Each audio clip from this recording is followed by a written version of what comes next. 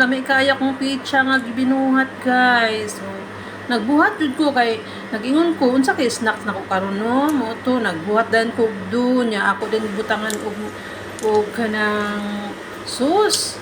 Oh, lami kayo guys. Butangan ako mozzarella, butangan ako og green pepper.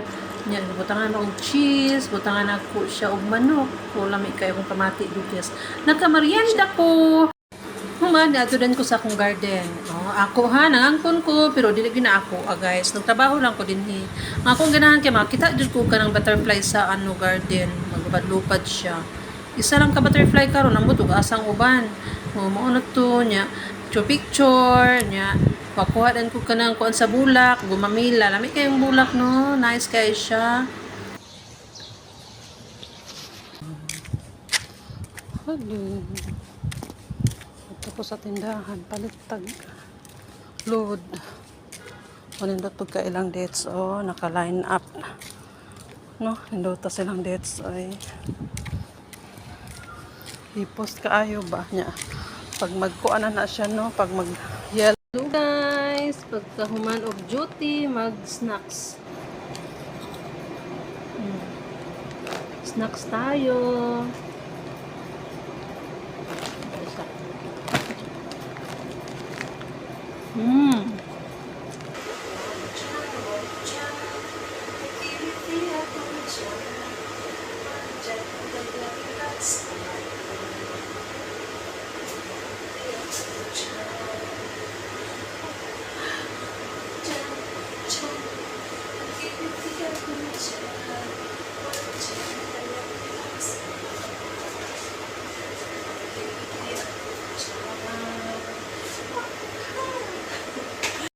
Pag human akong sayaw-sayaw, nag-limpyo dahil ko og kanang mga gulay, mga leaves guys.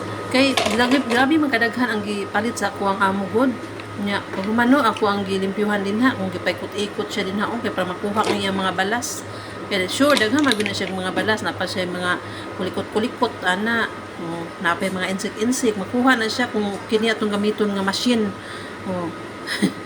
Sudlan na siya tubig, butangan ako vinegar kay para malimpyo gud ang atong gulay. Oh, muna na siya. Oh, lami kayo akong paminsar basta kay maka ikot-ikot ko aning mga gulay nga mga leaves kay lami man kay na siya sabaw gud.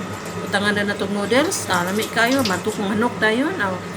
Pangsagol na to sa tuang mga saluna nga mga luto, mga tinula ana. Lami kay na siya. Imo lang slice na siya. Slice man na ako. Tapos ako dagi butang sa ziplock para ako na siyang i-preserve. Nindot kayo sa basanaon kay limpyo kayo siya makita gyud nimo ang kulay nga limpyo kaayo siya. Muna kada gyud atong gamiton nga panglinis. So kana no. Muna na siya ako nang gisulod sa ziplock og ako na siya isulod sa refrigerator. Muna na lang siya maglinis og kanang dahon-dahon. Hello guys. How are you today? For me guys, I'm cooking beef steak. Pero akin siyang pinalambot first.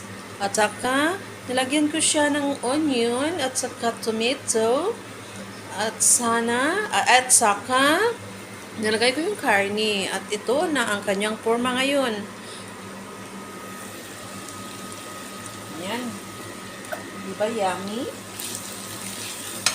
Yummy na. Malapit na siyang maluto guys. Yan. Masarap na yan. Meron na siyang timpla. Timplada na po yan. Diba guys, no? Ganito lang tayo magluto para magustuhan tayo ng ating mga